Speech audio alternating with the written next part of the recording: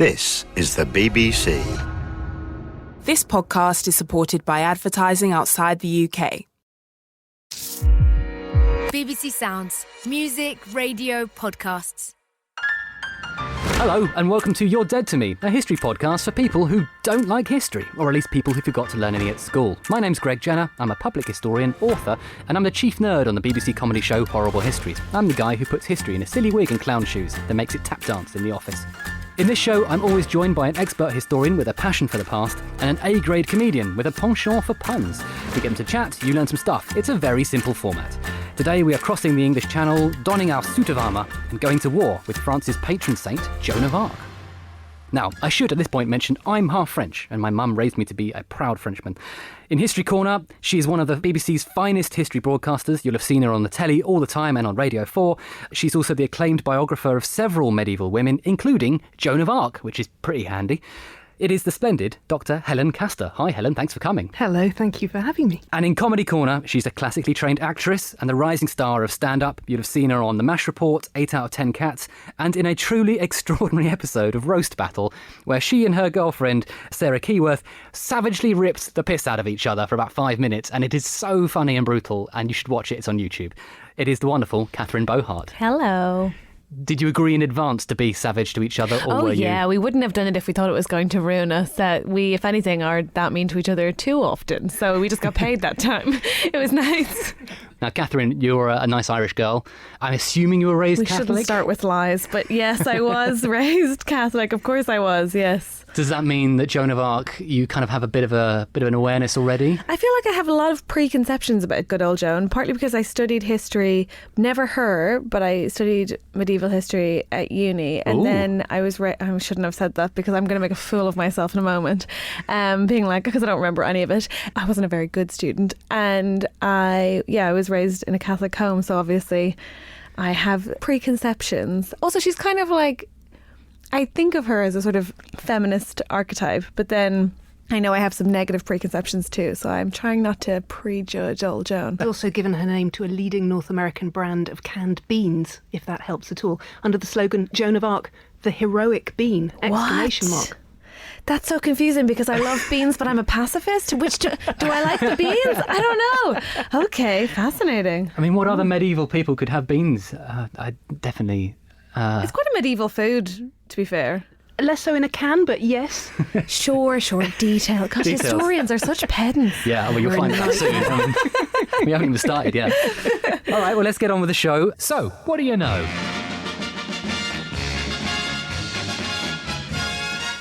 We begin, as ever, with the So What Do You Know, which is where I summarise the kind of cliches and pop culture stereotypes that we have about our subjects. So, in pop culture, Joan of Arc is the peasant girl who had a vision from God, ran around in trousers, cut her hair like Justin Bieber, fought as a warrior, liberated France, then had the misfortune of getting burned at the stake for heresy.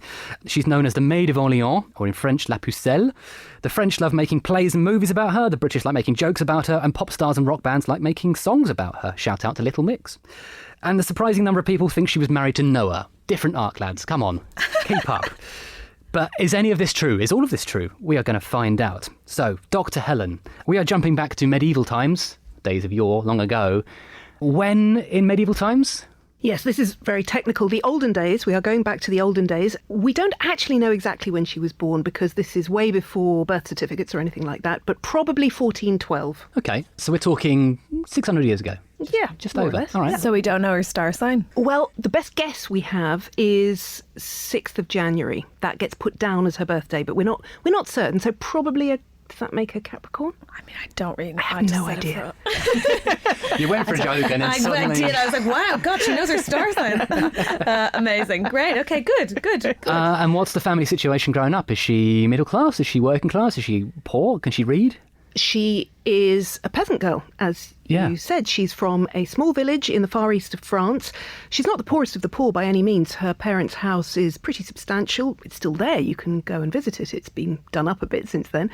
But no, she couldn't read, couldn't write. She was as educated as any of the other girls in the village. She knew her Lord's Prayer and her creed, but she looked after animals in the field. She learned to sew and to spin. She was very good at sewing and spinning, she tells us. At her trial, she's asked about her home life and her education, and she says no one can beat me at sewing and spinning. She was competitive even at sewing and spinning. Competitive spinning. Who brags about sewing at their trial? Just I might have committed this crime, but regardless, I can really do a hem. What? That's crazy. It was a very long trial. I had to find all sorts of stuff to talk you about. got to chat about something. Yeah, wow. And presumably she's a big-time Catholic. I mean, she's really into God. I mean, technically everyone's really into God at this point. Everyone in Western Europe is a Catholic, but among Catholics, she is going for most Catholic status, I'd say. Most Catholic among the Catholics. Most Catholic among the Catholics. And people who knew her, other people who were children, when they were all children together in the village, said that people, the boys used to laugh at her for praying in the fields when the church bells rang and things like that. So notably devout. Catherine, you grew up not just in a Catholic household, but your dad's a deacon? He sure is. Which is like the most Catholic a person can be and have kids? Pretty peak, yeah. It is. I went to a Catholic school. I was taught by French Catholic nuns, but I am not religious in any way. So the fact that her story starts with visions from God, I'm like, all right, okay, let's see. I'm like trying not to be biased against her, but I always think it's a beautiful and wonderful coincidence that people who believe in a faith always have visions of that deity. Like, what a happy coinkydink. Can you imagine if you believed in Jesus and then like a Sikh god came to you? You'd be like, what a nightmare. But it is fortunate that always works out, isn't it? It's great. Sorting hat, clearly. So what's going on in France at the time? Because we're talking 600 years ago, and France now is a country that we all know of in the map, but France then is sort of ripped apart by war, and it's the 100 Years' War. This was a war between France and England, which had started way back in 1340 when King Edward III of England had claimed that he was the rightful king of France. There was the whole difficulty about the succession to the throne of France at the time, and he sort of stepped forward and said, actually, it should be me, which strangely the French weren't too keen on. But there were periods of very, very intense fighting, interspersed with truces and stuff like that. But the essential issue hadn't gone away, which was that the King of England thought he should in fact be the rightful king of France.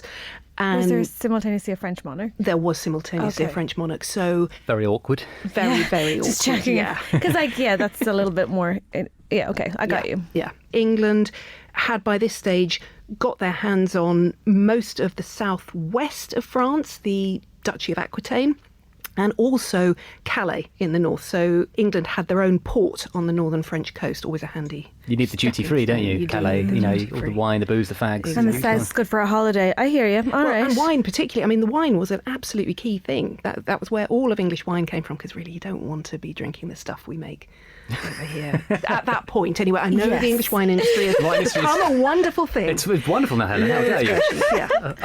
And also, the fact they call it the 100 Years' War, presumably they don't call it that at the beginning, because that's really pessimistic. That's a later label. That is a much later label, yeah. All right, good. Yeah, I think you'd get a bit depressed, wouldn't you? If day 2 of the 100 Years' War. I don't know, Brexit feels like 100 years. It's hard to put your back into it, isn't it, when you think, it's going to be going on for a while. My great-grandkids will be fighting this war and nothing will have changed. And actually it wasn't literally 100. I mean, I think it was, I can't do 116, isn't it? Something like that, yeah. So even the name itself doesn't even do justice to how ludicrously long this war is. They got fed up. They were just rounding it. All right. Now, we also have the slightly sad and strange story of a French king who thinks he's made of glass. We do, a mad king, yeah. And mad kings, as we know from some of our favourite TV watching, don't tend to produce happy, healthy political situations. And that was certainly the case for Charles VI, who was a very much loved monarch. In fact, his name among his people was Charles the Well-Beloved, despite the fact that he did have intermittent but increasingly frequent psychotic episodes where he didn't even know who he was. He wouldn't wash, he wouldn't dress.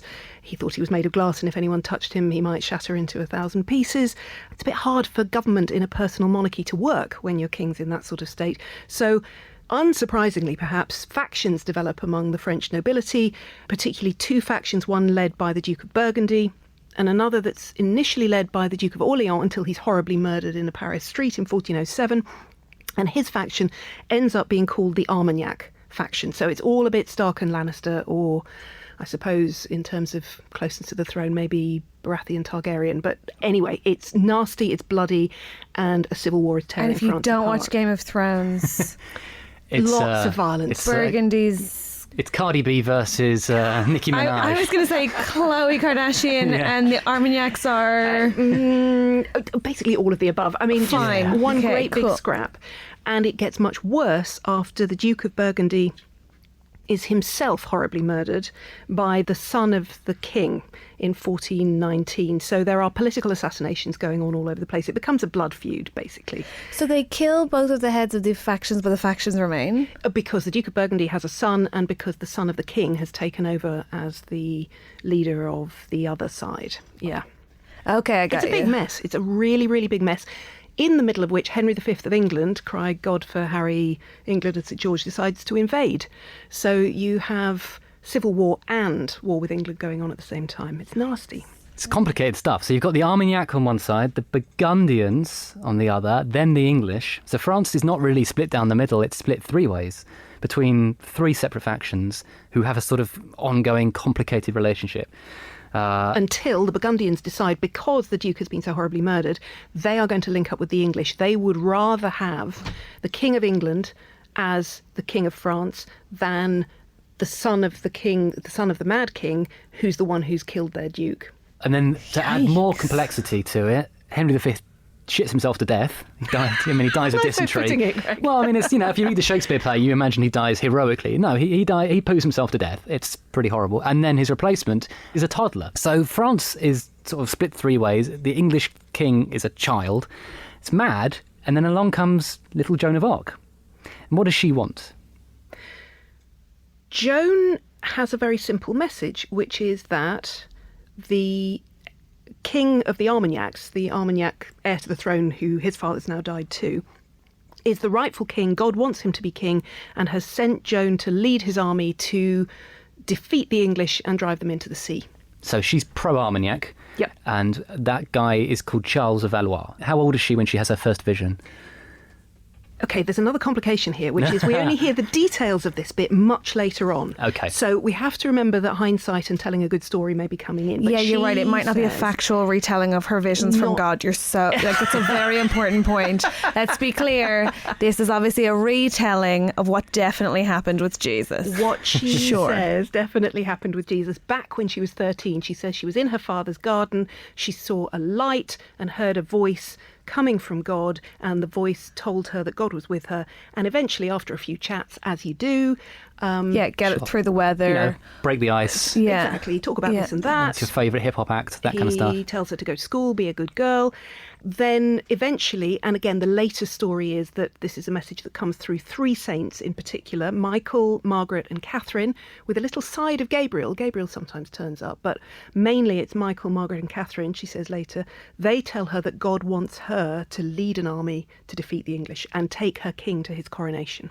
So when a king who is like theoretically in power starts to hear voices, everyone's like, he's crazy. But when a 13-year-old girl is like, a bunch of people in my dad's garden are super keen that you be king, everyone's like, that seems legit. Is that just to...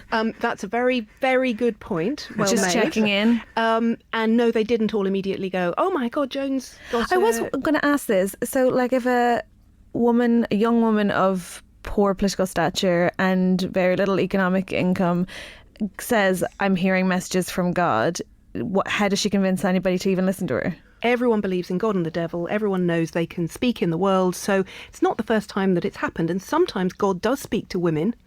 Shock horror.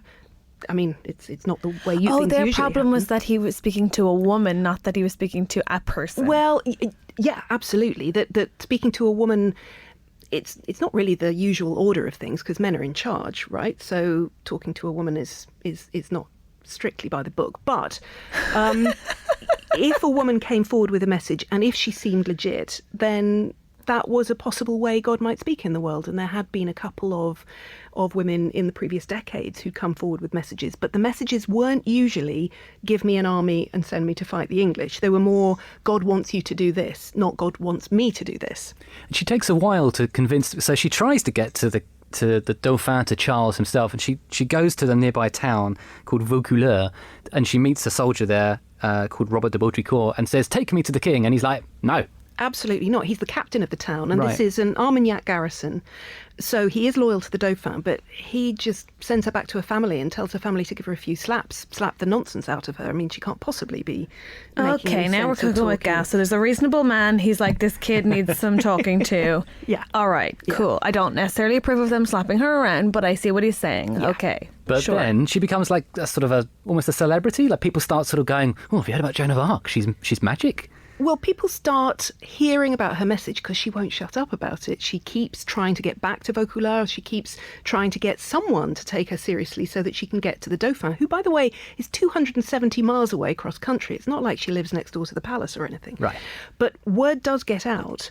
And partly word gets out because the war's going so badly. I mean, the English and the Burgundians are not having a great time. This has essentially become a war of attrition by this point. Everyone's in a sort of horrible stalemate.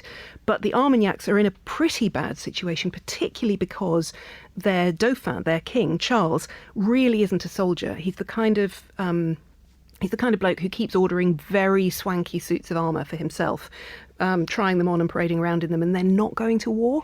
He sounds great. So he's not particularly charismatic. He's not a great general. How is this stalemate ever looks going pretty to be fun. broken? Yeah, exactly. It really that. does. He Yes. looks great on Instagram, Yes, but then great. actually when it comes to actually doing anything. So the English are besieging Orléans, which is on the River Loire, and if the English manage to capture Orléans, then the chances are they can push deep into Armagnac territory. Things might go quite badly for them at that point. So really, you're getting to the stage where they need a miracle. And if you're looking around for a miracle, then the idea of a teenage girl who says she'll lead your army for you, that sounds plausible on the miracle front. What else have we got? I mean, sure. Okay. Yeah.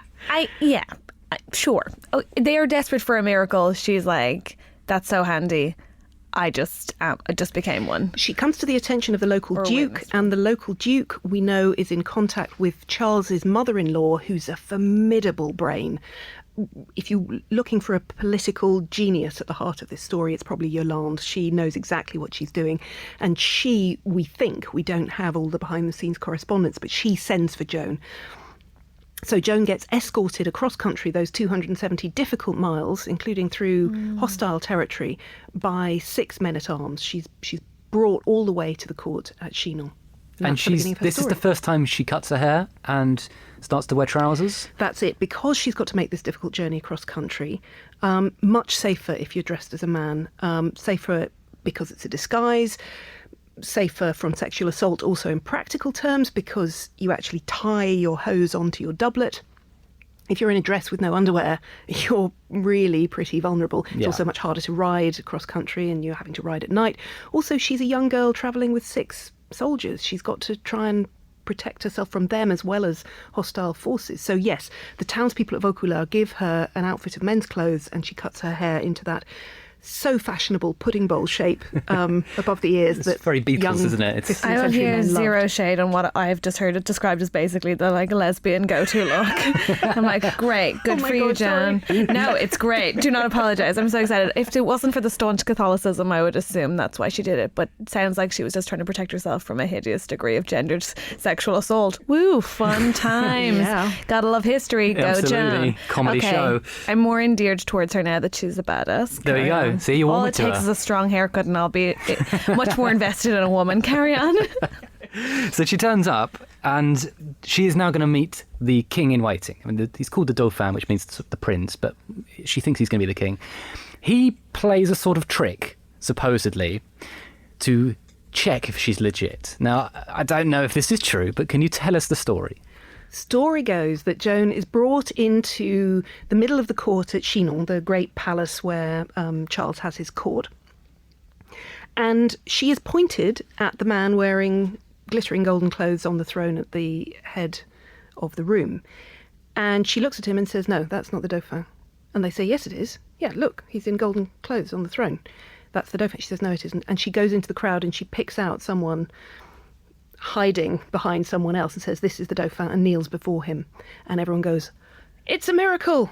it's a miracle, she's come. Because he's been hiding in the crowd. He's trying to check whether she can really recognise the man she's been sent to save by God. So he's doing like pantomime hiding in a crowd, and she's like, it's obviously the dude over there, and everyone's like, it's a miracle. And pantomime is exactly the right word, because we're told this happens the minute she arrives at Shinar. In fact, it probably happens about a month later after they've checked her out in all sorts of ways.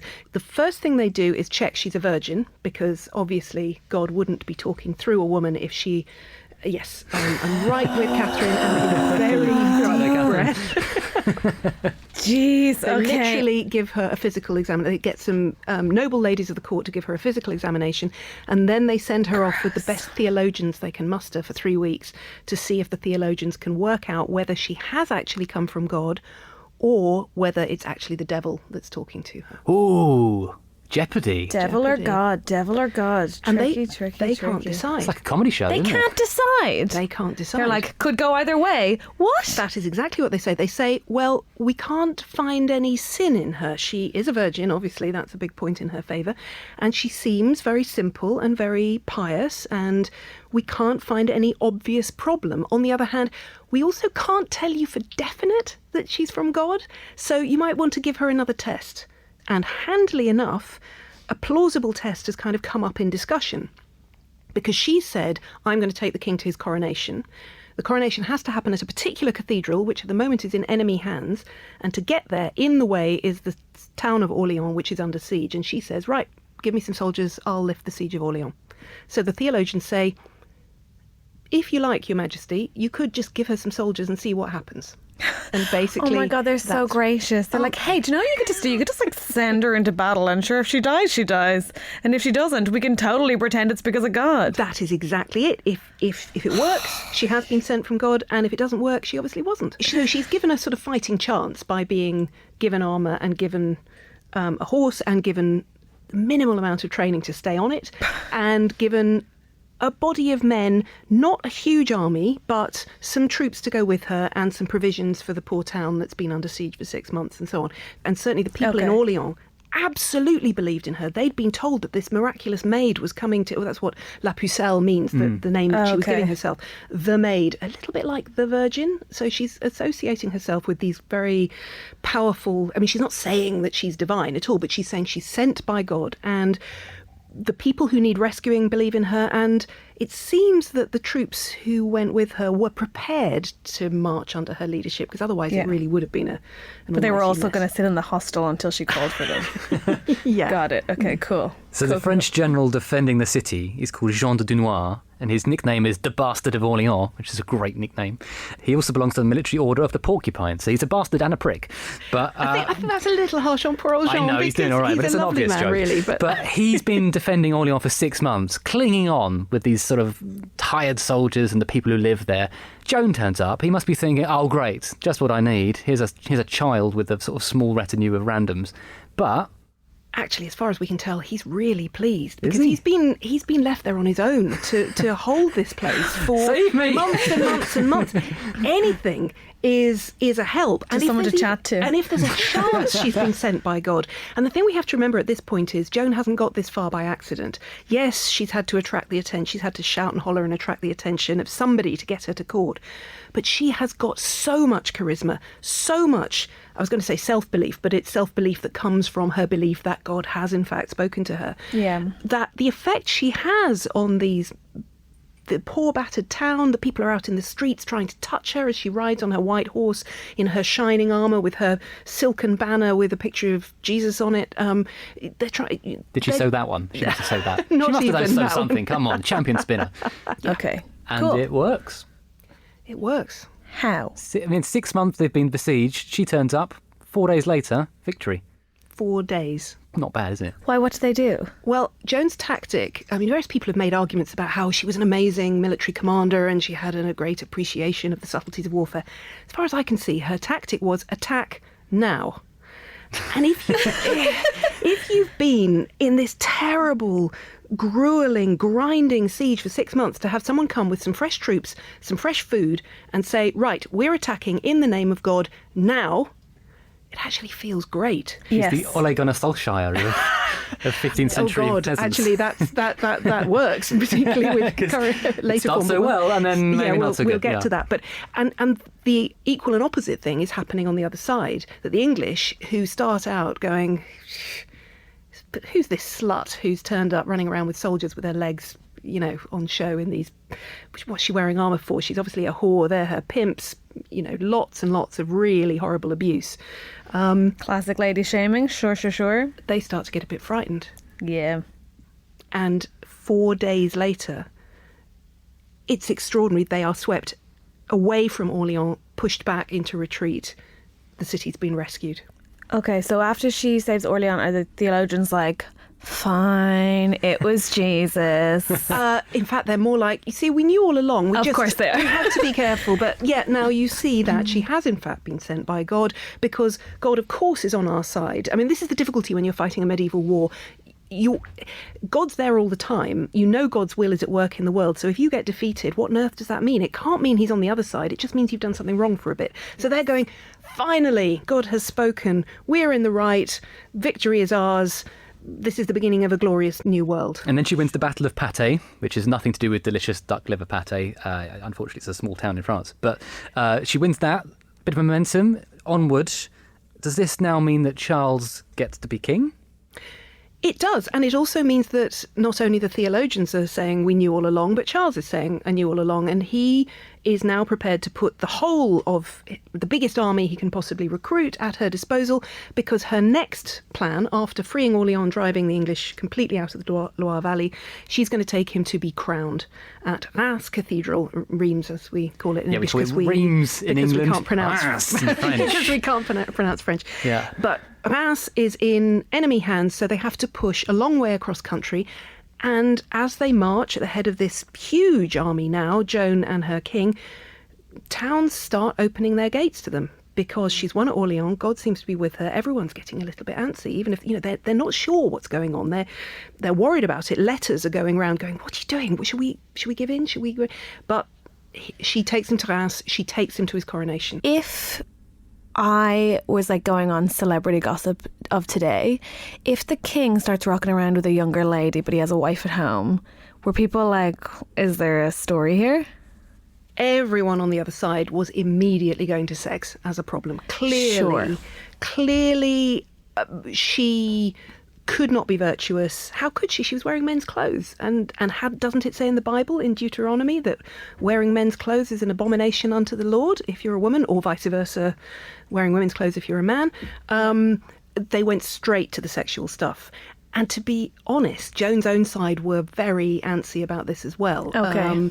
They had to write theological treatises saying, yes, I know cross-dressing isn't really allowed, but it's, the New Testament doesn't say that. It's only the Old Testament, and besides which she needs to for her mission, which is from God. So yes. Clearly it's fine. But yeah, there were a lot of raised eyebrows, a lot of very sexualized insults being thrown around.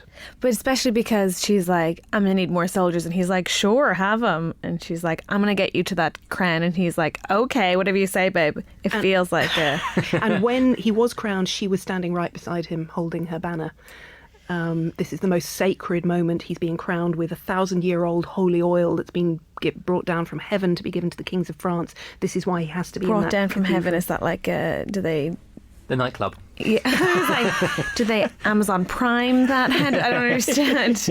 Okay.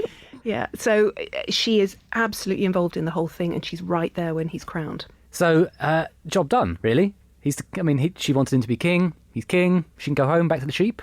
English are still there. Damn. Do you remember she promised to drive them into the sea? Oh, yeah. So, no, her job isn't done, or at least Joan doesn't think her job is done. Everyone else is beginning to think, do you know what, this was great, this miracle thing? It was really good, the Orléans was good and the coronation's good, but we've got some politics to get on with now. We might actually start negotiating with the Burgundians, because if we can prize them away from the English, that's going to make the next stage a whole lot easier. And Joan's going, no, I must take Paris. We must march on Paris, which is in the hands of the Burgundians. We must attack it, and I will take it.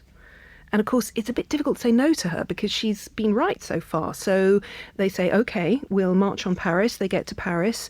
They're outside the walls of Paris, which has the greatest fortifications west of Constantinople, guns all around the top of the walls. And they give her 1 day. What? Well, if she saved Orléans in 4, surely she can save Paris in 1. She's doing miracles, right? That's poor mess. Come on. Yeah, it didn't work. No. What a surprise. And she gets injured? She got shot with a crossbow bolt through the thigh and was still protesting that the attack should continue as she was carried off the field. It's awful. It's horrible. She still believes everyone else has sort of stopped believing, and in order to justify stopping believing, they give her an even more impossible task than the impossible one she's already carried out. Yeah. So she gets to carry on fighting through the winter of 1429, 1430, but at these little sieges in little out-of-the-way places. She's really a sort of jobbing soldier by this point. And that's a real problem, because if the miracles have stopped happening, why have you got a woman in charge of your troops? Yes. So she finds herself at a siege in May 1430, a place called Compiègne, which is in Burgundian, it's being attacked by the Burgundians. It's in Armagnac hands. And she does her normal thing. She rides straight out of the gates to attack the enemy. And this time it doesn't work. She gets cut off, surrounded and captured by the Burgundians, who they'll then sell her to the English. They sell her. Or ransom her. I mean, she's a prisoner of war, so they don't want to give her up for nothing, but the English negotiate and pay a large sum of money to ransom her. Why are the from British Burgundians. so keen to pay so much money for her if she's lost her, like, her sort of prize stature? Because they have to prove that that was never stature that came from God in the first place. She's made a bit of a fool of them. She's claimed to come from God. She's defeated them at Orleans. She's got her king crowned. They got beaten by a girl. They got beaten by a girl, so they've got to prove that she didn't do what she said she'd done all along. They're going to have to show that actually this was not God speaking through her. God was not on the other side. God was not an Armagnac. He was actually with them all along. And that's why we end up with an ecclesiastical trial for heresy. It's not about secular law. It's about whether God is speaking through this woman or not.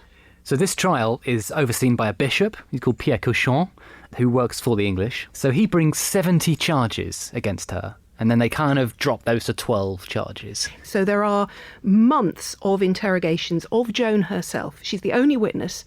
They bring her into the castle at Rouen. That's where she's a prisoner, but she's brought into rooms full of learned theologians to defend herself against this charge of heresy. And as a result of those interrogations, they gather, as you say, to start with 70 charges, but then they distill it down to the 12 that are strongest and most likely to pin her down, to condemn her. Because they really want to show that she is a heretic. This isn't a sort of, half an hour and we'll say she's guilty. They want to show how wrong she is. And they are interrogating her about her visions, about what she claims, about her messages from God, about what she's done.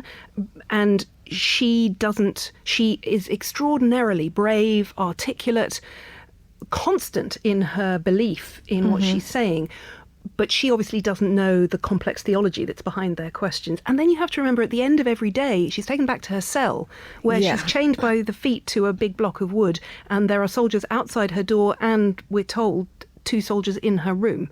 This is not an easy situation. Why are they in her room? To make sure that, well, she says she's from God. What if she escaped, or if someone tried to bust her out? Well, she does try and jump out a window. She did earlier on, before she was brought to Rouen Castle, twice during the imprisonment while they were preparing for her trial. She had tried to escape twice, once within the building she was being kept in, and once by jumping out of a window. She was very seriously injured and took quite a while to recover. Oh my goodness. So she's very able to withstand that kind of questioning, but where she falls down, though she doesn't know she's falling down, is in the questioning about her visions, because this is where she starts talking in detail, starts naming saints, starts describing their voices and their faces.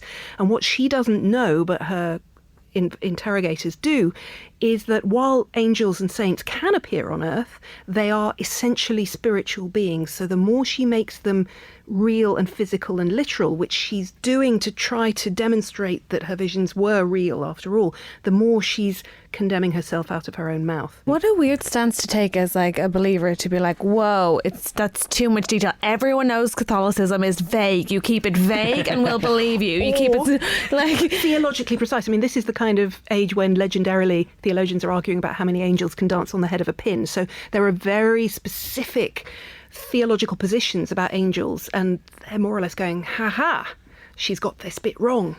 Depends on the dance. I mean, if it's tap dancing, then you can get quite a few angels on. But if it's a tarantella, it's a very big... Exactly. If you're river dancing, it's a very wide dance. She does recant. She does at one point say, "Okay, you got me. I made it up. I'm not a heretic." What? It's absolutely heartrending, I think. Yeah, they go all the way through the trial and they find her guilty, which they were always going to do, these 12 charges and so on, and they deliver the verdict and the sentence in public in the centre of Rouen, outside one of the abbey churches in Rouen.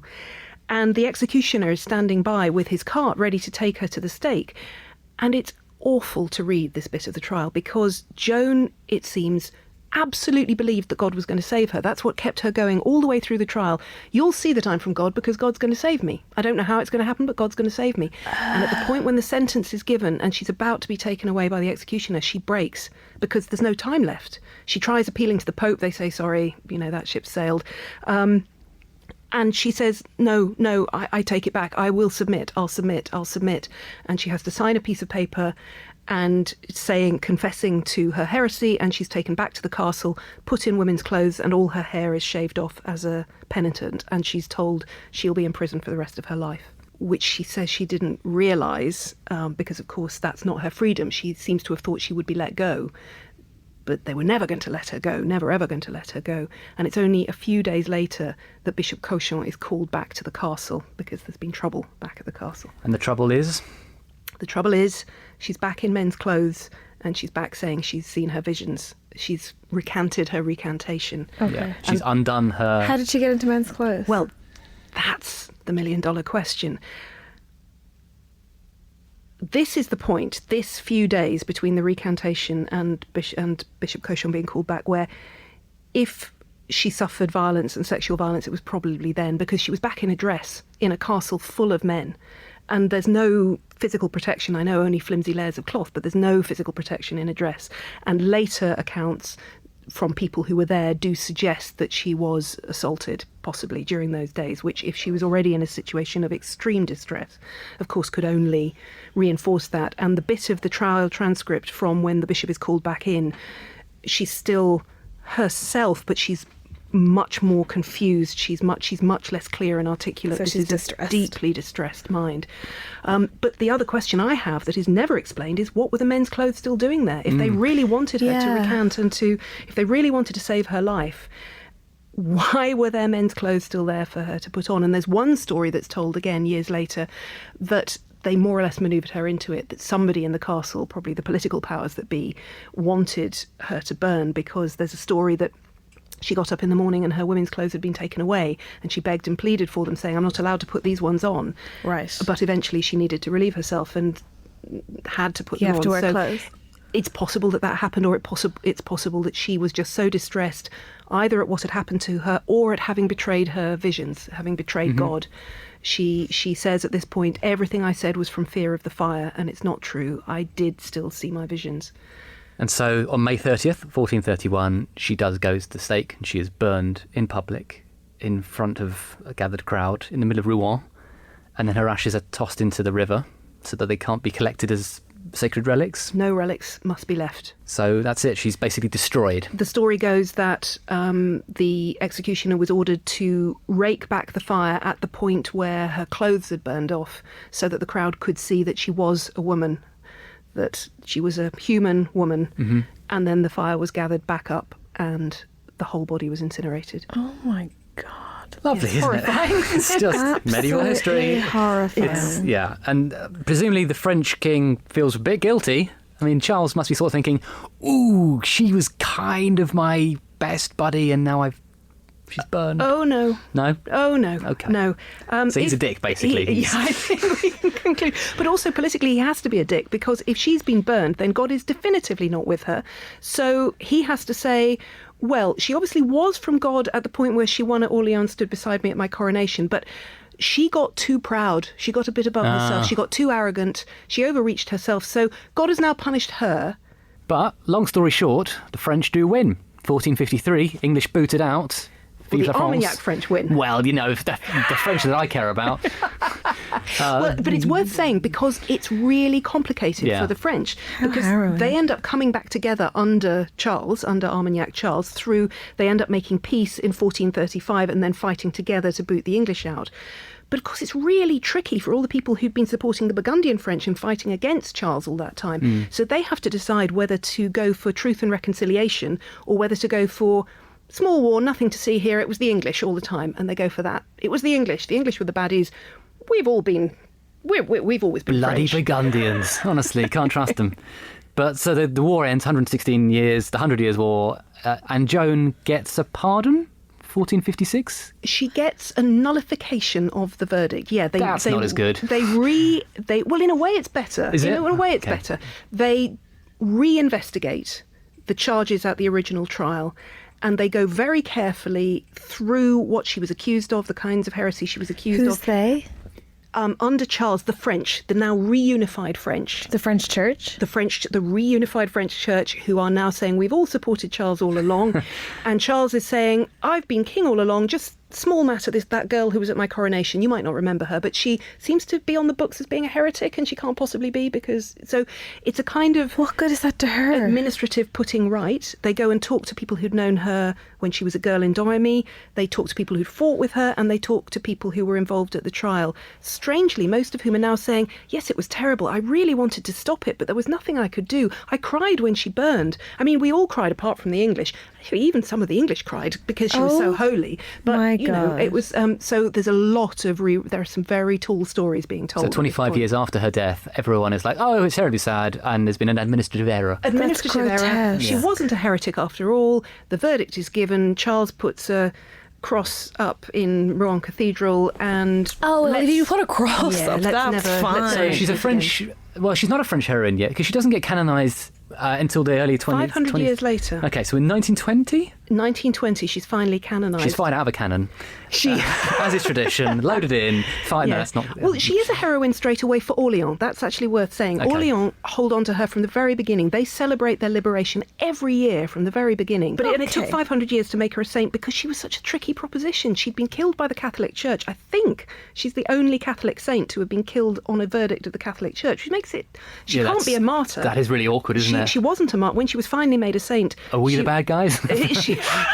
She was made a saint as a holy virgin who had lived a life of heroic virtue. Oh, that's beautifully ambiguous. Isn't it?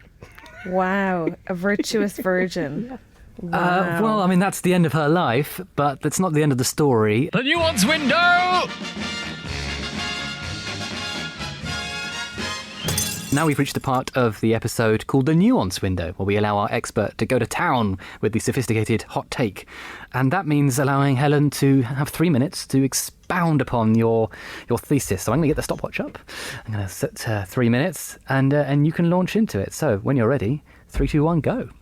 I thought I'd talk about plausibility because we tend to think we live in a sceptical age, whereas people in the Middle Ages would believe in almost anything. But in some ways, I think we're more likely to believe in Joan than her contemporaries were. The whole idea of Joan was alarming to them. She was young, she was poor, she was a woman, she wasn't supposed to have a voice, and the stakes for them were incredibly high. If God and the devil were real, it mattered which of them was speaking.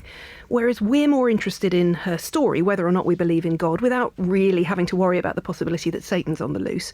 So we tend to smooth the story over into a single inspiring narrative, and we completely ignore details that aren't terribly convincing for the story we want to tell. So, for example, at her trial, Joan didn't only talk about Saints Michael, Catherine and Margaret. She also talked about an angel who she said had walked into the middle of the crowded court at Chinon to give her king a golden crown. Now, this bit doesn't usually make it into the story of Joan as it's told today, and it doesn't because it's not very plausible. Everyone saw an angel who walked in and gave the king a crown, and no one other than Joan ever mentioned it. Really? So we just cut that bit out. But when Joan actually said it, it was a huge sticking point precisely because her judges didn't think it was plausible either. And in fact, on the morning of her death, Joan admitted it wasn't literally true. It had been a metaphor. She had been the angel, and the crown was her promise that she would take the king to his coronation. So these are the kind of difficulties we don't really see in Joan's story anymore, but they help to explain why it took half a millennium for her to become a saint. But there's one more detail in the transcript of her trial that's usually passed over because it doesn't fit with the heroic certainty we want her to have. On the morning of her death, she was asked again if she'd really heard voices and seen visions, and she said yes. She'd heard voices when the church bells rang, and her angels had come to her in a great multitude, in the smallest dimension, as the tiniest things.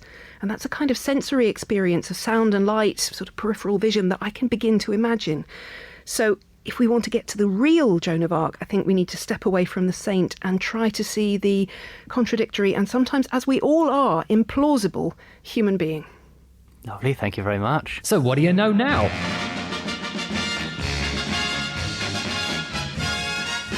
I think we've reached the end of the podcast, which means it's time for a quick quiz where we put Catherine on the spot a little bit. It's called So What Do You Know Now? To see what you've learned. Now, I don't want to put pressure on you, but there are 10 questions. You've got 60 seconds. Oh my God, it's time sensitive. This is outrageous. Did they tell you there'd be a test? We did not tell her because otherwise she wouldn't have said yes. No, okay. I feel really stressed. Don't worry. There are no wrong answers apart from the wrong answers. So here we go. Question 1. What was the year of her birth to the nearest 10 years? 1419. That'll do. Yeah, that's within. Yeah, 1412. In what was her nickname? Her nickname? Yeah. I don't know. Or the name she called herself. The name she called herself, the Maid of Orleans. Okay, La Pucelle. La Pucelle, okay, point. Yes, I just didn't realise that was self-given. Name one of the saints she said visited her. Catherine. Yes, I knew you'd remember that one. How old was she when she had her first vision? 13. Yes. How did Charles try to catch her out at their first meeting, supposedly? He was like, "Who's the dude in gold? It's the king." And she was like, "I don't think so." Exactly. What was the nickname of the general in charge of the defence of Orleans? Oh, some poor man called Jean something. Yeah, that was his name. Okay. What was his nickname? Oh, the Bastard of Orleans. The Bastard of Orleans, yes. Absolutely. She was wounded by a crossbow bolt attacking which city? Paris. Paris is correct.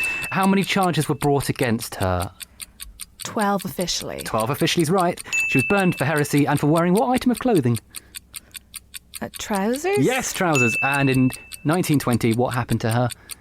1920. Oh, she became a saint. She became a saint. 8 out of 10. Good score. Yes, good score. That'll do. I mean, what 2 did I get wrong? You got Nick. Well, no, I might give you that one, actually. Oh, she got the Pucelle. Yeah, That's 9 definitely out of 10. point. 9 out of 10. I'll take it. You did very well. Thanks, guys. You've learned some stuff. We've learned some stuff. I've learned some stuff. Because I mostly, in my head, Joan of Arc is just she's just a French heroine who charges around being very French. We haven't made you speak any French, Greg. We ought probably to for the best, to be honest. Sign off in French. She's way more badass than I thought she was. She's properly badass. I'm very impressed. Cool. All right. Well, join me next time for another cheerful rummage through the annals of history. We'll have another pair of tip-top guests and we'll do some more history. And if you've enjoyed the show, please do make sure to like, subscribe, tell your friends and leave a review online if you like that sort of thing. The show is called You're Dead to Me. But for now, I'm going to have to say a thank you and goodbye to my guests, the wonderful Catherine Bohart and Dr Helen Castor. And now I'm off to go and sing the French national anthem and eat chocolate croissants until I feel sick. Until next time, au revoir, mes amis. Au revoir. You're Dead to Me was a Muddy Knees media production for BBC Radio 4. The researcher was Emma Nagouse and the producer was Dan Morelle. Russell Kane here, and I'm here to tell you about Evil Genius, the BBC Radio 4 podcast, where we take icons from history and then decimate them by slinging mud. Think you know everything about Einstein? You don't. He was a woman hater. You probably think you know about Amy Winehouse, that she was a victim. She had a pretty dark side, and we're not shy about exploring it.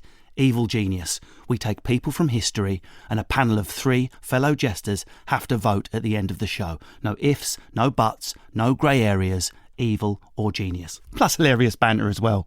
So head to BBC Sounds now and hit subscribe.